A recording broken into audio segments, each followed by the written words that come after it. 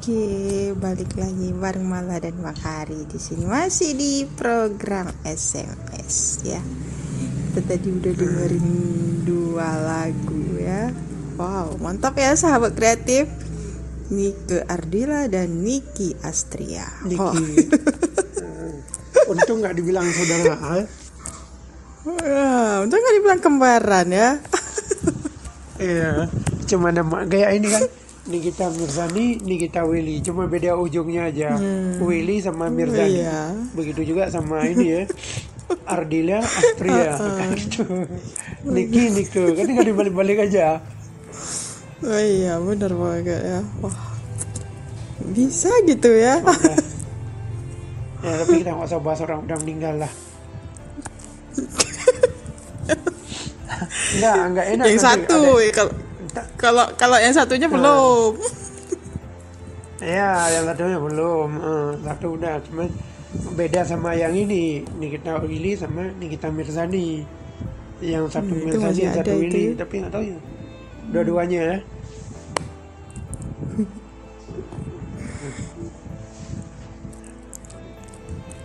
Jadi seperti itu. Oke deh sahabat kreatif. Kita masih menunggu tanggapan dari sahabat kreatif di nomor 0851 9478 9011. Atau mungkin sahabat kreatif yang ingin sharing langsung sama kita, boleh telepon di nomor yang sama di nomor 0851 9478 9011. Dan selamat siang untuk sahabat kreatif ya yang ada di Sumatera Utara, tentunya di tebing tinggi ya. Wow, selamat siang aja. Mudah-mudahan di kesempatan siang hari ini semuanya dalam keadaan sehat walafiat dan tetap semangat apapun menu makannya ya. Biasanya kalau di siang hari seperti ini setelah menikmati menu makan pasti itu akan ada cerita-cerita yang gimana gitu ya sahabat kreatif. Tidak, selamat siang aja. Tidak, setelah makan. Kalau di meja makan mereka tidak membahas itu, tapi setelah makan duduk santai di bawah pohon biasanya ya. Nah, baru muncullah cerita-cerita yang gimana gitu ya. Tapi kenapa setelah makan malah berkeringat? Padahal baik nasi ini nasi ya. Baik nasi itu dingin, kalau panas mungkin wajar, tapi ini nasinya nggak panas.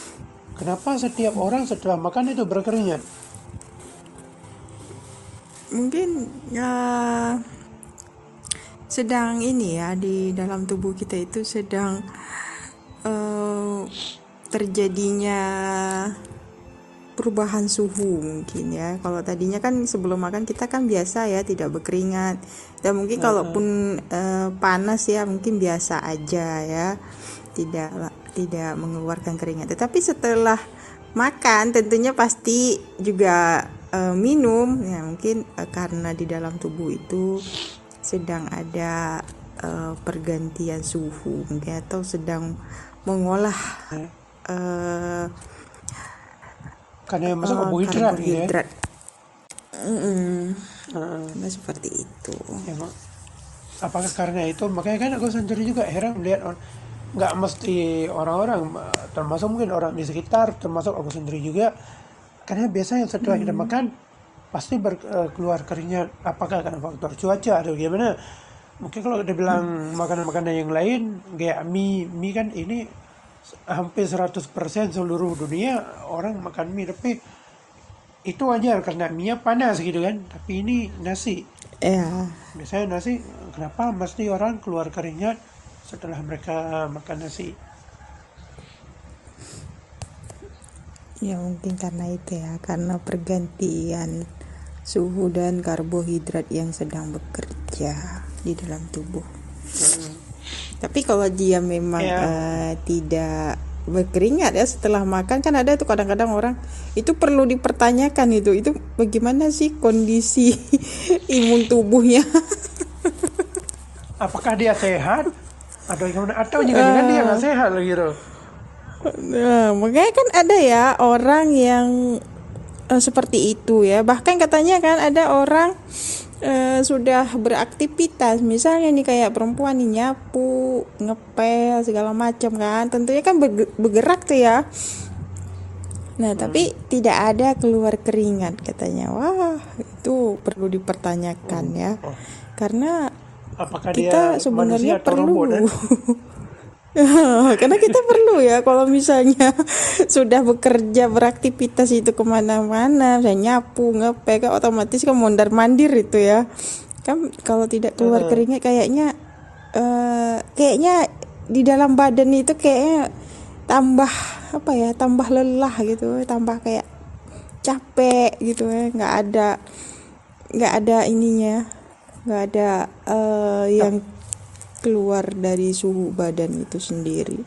Tapi Kadang-kadang kalau orang kan memang, seperti itu ya. eh, tapi aku punya tipsnya deh, agar bagi orang tersebut yang susah banget keluar keringat, hidupin api, duduk di samping api, itu yakin itu keluar keringatnya. Ini ini kayak berapi unggun ya. Berapi unggun, Iya bener loh. sahabat kreatif tidak tahu. Nah, seperti itu ya. Dipraktek lah ya, buat perapian, duduk santai di sampingnya. Pasti Kayak itu nggak mungkin. Tapi kayak orang duduknya jangan habis, 5 menit sahabat kreatif. kalau perlu sejam, Hmm, kayak orang mungkin ya ini yang kan habis habis apa? melahirkan kan tidur tuh di atas ini, di bawahnya taruh api gitu kan. Ya, di bawah Bener taruh loh, ini api, di Aceh di loh. atas Ah, ya dikompres dengan api juga. ah.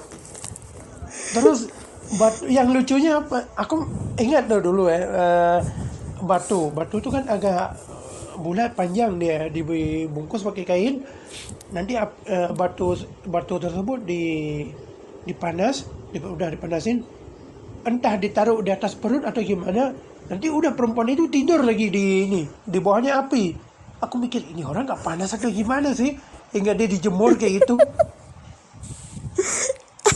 Iya, Itu apa tuh apa itu nih fungsinya di itu? Oh, fungsinya itu hanyalah perempuan yang tahu.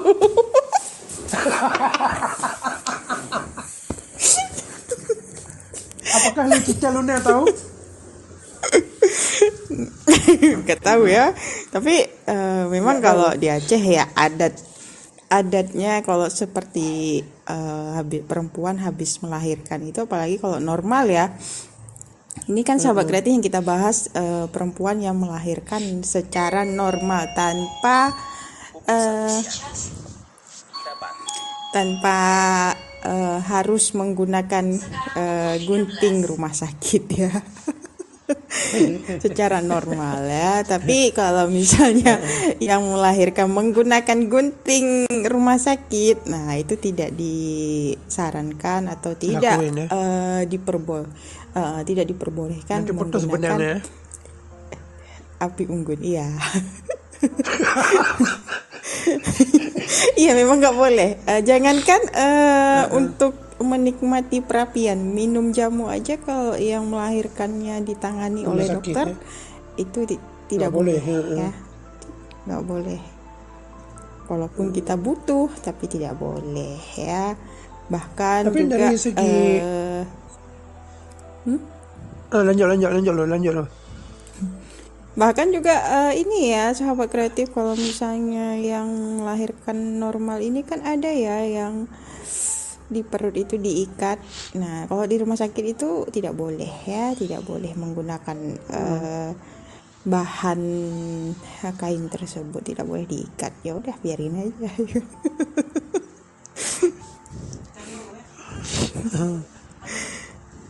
Kali.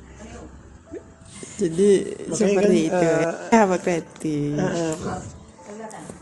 Makanya kalau ditanya lebih kuat mana sih, yang rumah sakit atau yang biasa? Kalau kuliah sih dia lebih kuat perempuan yang ini ya, yang bukan dari rumah sakit.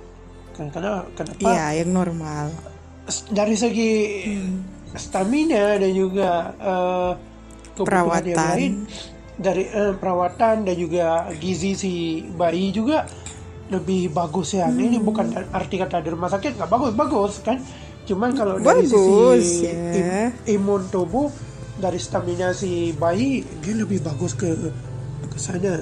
Bukan nanti jangan salah dibilang, oh aku bilang nggak mengizinkan rumah sakit, nggak, maksudnya di rumah sakit itu kan bagi ini ya, yang kontraksinya cepat gitu kan, yang kandungannya bermasalah, yang kayak gitu, jangan sampai nanti setiap dia siaran pasti nih salah satu dijelekin. Enggak, ini sebuah Enggak ya sahabat sebagian kreatif, perempuan, memang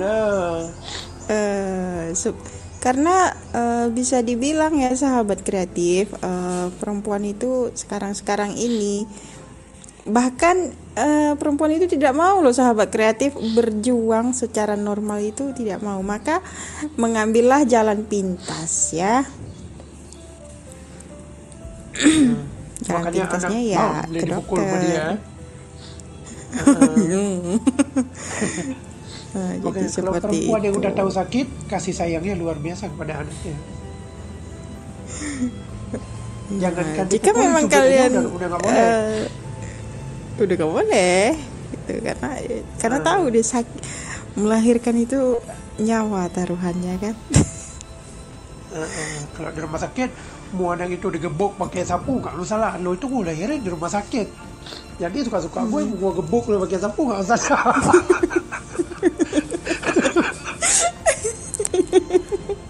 Jadi seperti itu ya sahabat kreatif. Mungkin kalian bertanya-tanya, emang Kak Mala sakit mana sih, melahirkan secara normal atau secara sesar ya? Jadi sahabat kreatif, jadi menurut pengalaman Mala ini, Mala udah merasakan pengalaman tersebut. Jadi sahabat kreatif, melahirkan normal sama sesar itu sama-sama sakit ya, sama-sama sakit, sama-sama merasakan sakit, cuman ada bedanya sahabat kreatif.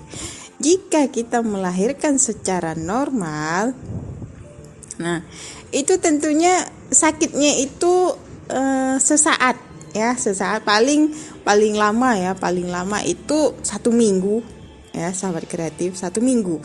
Tapi jika kita melahirkan secara sesar ya, itu sakitnya itu bisa dibilang ya berbulan-bulan, bahkan bertahun ya.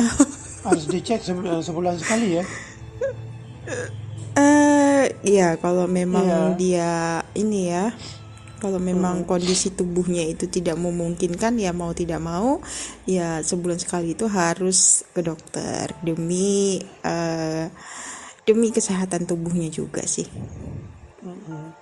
Makanya kalau cari perempuan, carilah perempuan yang imunnya bagus gitu kan. Ya. Cuman Nggak kalau tahu misalnya ketemu sahabat atau kreatif enggak. bertanya, emang Kak kalau misalnya melahirkan secara sesar itu ada risiko atau enggak sih ya, atau melahirkan secara normal itu risikonya ada enggak sih? Nah jadi sahabat kreatif, kalau kita melahirkan secara sesar itu resiko ada di tubuh kita sendiri. Si bayi, kita sebagai ibu, si perempuan ya. itu ada resikonya. Resikonya apa? Ketika kita terutama cuaca dingin itu, kalau misalnya cuaca dingin itu yang terus-terusan, misalnya sampai 2 hari 3 hari hujan terus, itu kan cuacanya kan dingin tuh. Nah itu kita itu lebih apa ya, sahabat kreatif, lebih mudah untuk masuk angin. Mudah banget ya, mudah banget. Nah, terus pun ketika kita bergerak itu kita tidak ada apa ya, kebebasan ya. Kalau yang sesar, kalau sesarnya itu baru beberapa bulan, itu tidak ada kebebasan. Tidak bisa ya, bisa dibilang ya, tidak boleh angkat yang berat-berat ya.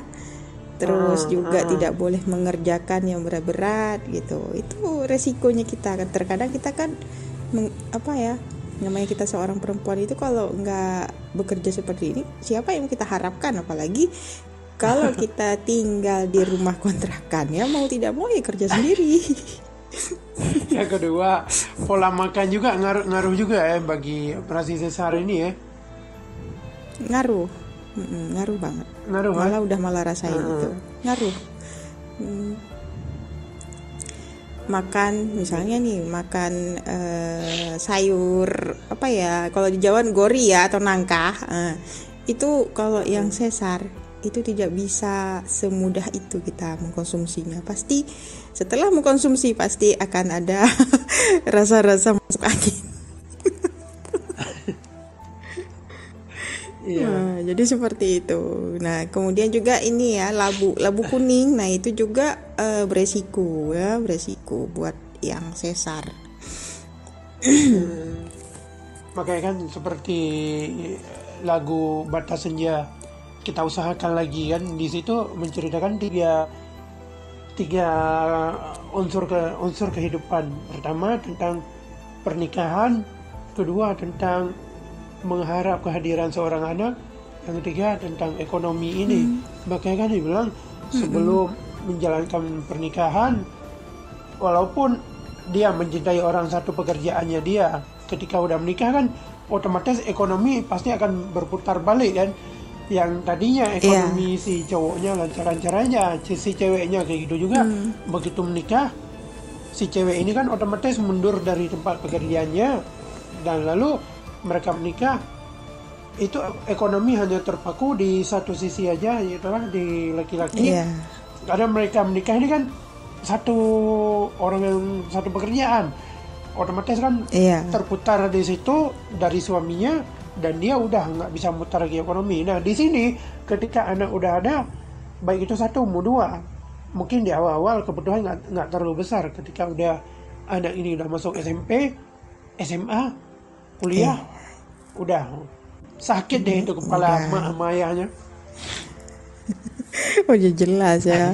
Oke lah, sebelum misalnya ada bang, kita nggak usah punya anak, emang anak kita yang tentuin. Maksudnya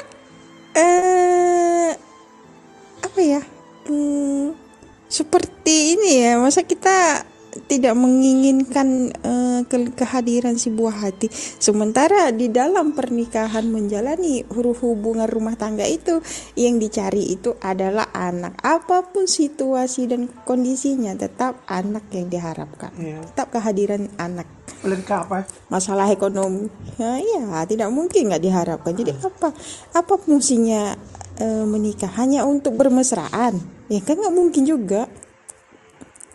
Seorang laki-laki pun yang diharapkan dari seorang laki-laki juga kalau dia sudah menikah berarti sedikit banyaknya dia pasti menginginkan kehadiran anak. Jadi buat apa ketika kita menjalani hubungan rumah tangga itu tidak tidak fokus mempunyai anak, atau tidak ada istilahnya promil ya. Jadi kayaknya hambar deh rumah tangga itu ya.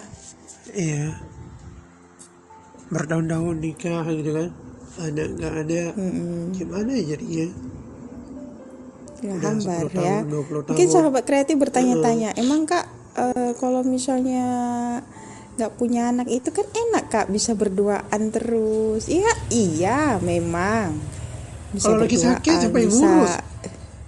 Nah makanya, jadi kayaknya kalau kita nggak punya anak sahabat kreatif, kalau kita tidak melakukan promil ya, kayaknya gimana gitu. Memang ya sahabat kreatif, rezeki itu ada di tangan Allah ya. Kita manusia hanyalah berusaha ya, baik itu di dalam segi promil ke dokter segala macam. Jadi kalau memang Allah belum berkehendak, jadi mau bilang apa ya. Tapi ingat sahabat kreatif, di dalam rumah tangga itu tidak boleh saling menyalahkan ya, tidak boleh saling menyudutkan. Misalnya nih sahabat kreatif ya, misalnya si laki-laki menyudutkan si perempuan, kamu sih terlalu capek, terlalu ini bekerja, ini tiada istirahatnya, kapan dong kita itu mau punya anak. Tidak boleh seperti itu. Dan juga sebaliknya sahabat kreatif ya, para perempuan juga tidak boleh menyalahkan laki-laki ya. Terkadang kan sering ya, bukan sering, mungkin ada ya beberapa masyarakat itu yang mengatakan bahwasanya suami aku tidak subur ya. Tidak boleh seperti itu ya. Subur atau tidaknya sahabat kreatif, kalau Allah sudah berkehendak, walaupun dia subur, kalau Allah berkehendaknya belum memberikan, ya tetap tidak akan dapat. Tetapi jika memang dia tidak suburnya biasa-biasa aja ya, biasa-biasa aja, tapi kalau Allah sudah berkehendaknya memberinya segera, ya tetap dapat. Jadi intinya itu dalam rumah tangga tidak boleh saling menyalahkan. Iya benar, apalagi kita tahu kalau nggak kepingin punya anak, kalau ada reunian teman SMA ketika kumpul, mana anak kamu, kan pasti teman-teman kayak gitu kan, atau yang pikir kita baru nikah, sedangkan mereka semua membawa anaknya, otomatis kita sendiri agak terasa aneh, gimana kita nggak ada apa-apa di tangan deh, sedangkan mereka ada pegangan di tangan, di gendongannya gitu kan. Iya makanya itu. Dan situasi seperti itu memang kecuali ada yang berhayal nih, panggilan apa gitu kan, kapan nih bun kita punya anak, udah menikah aja belum. Kapan bun kita punya anak gitu kan, jawab bunda, kita angkat aja anak-anak di TikTok aja, kita suruh panggil buat kamu ayah, aku bunda gitu kan. Anak angkat, walaupun anak suara. Anak suara. Anak online ya, secara online, karena sekarang pacaran online. Sekarang kan serba online ya. itu. Iya, pacaran online, Udah kita jaga pasangan orang, kita jaga pula calon anak orang atau calon istri orang.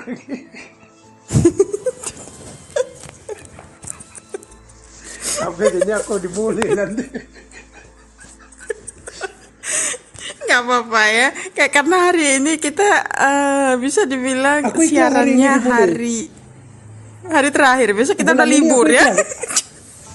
Bukan itu, aku bulan ini ikhlas nih boleh. Kenapa gitu? Ini kan bulan bagi yang muslim ya, ini kan bulan Dzulhijjah. Bulan pengampunan. Walaupun aku dibully, aku pengen dia.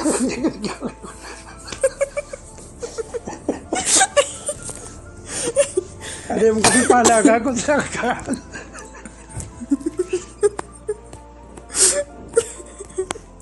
Jadi seperti itu ya sahabat kreatif. Jadi hidup dalam rumah tangga itu yang diincar-incar itu, yang diharap-harapkan itu adalah kehadiran si buah hati ya.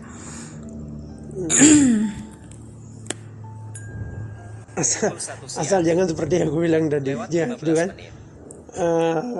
Seperti yang dia bilang tadi, anak online. Nanti kalau pergi ditanya, kamu udah punya pacar? Udah. Di mana? Hidupin aja tuh HP, tinggal WA dia, tanya kamu masuk ke TikTok atau kamu telepon aku dong, agar teman-teman aku tahu kalau kamu adalah pacar aku.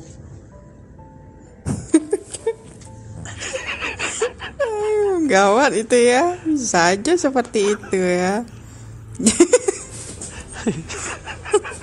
Karena sekarang serba online ya sahabat kreatif.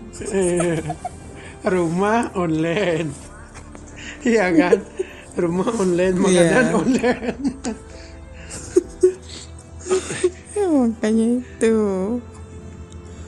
Bahkan Oke. perobatan pun ada online. Online, iya. Pengajian juga online sekarang ya. Semua online sekarang. Kayaknya yang di dunia nyata ini udah nggak laku.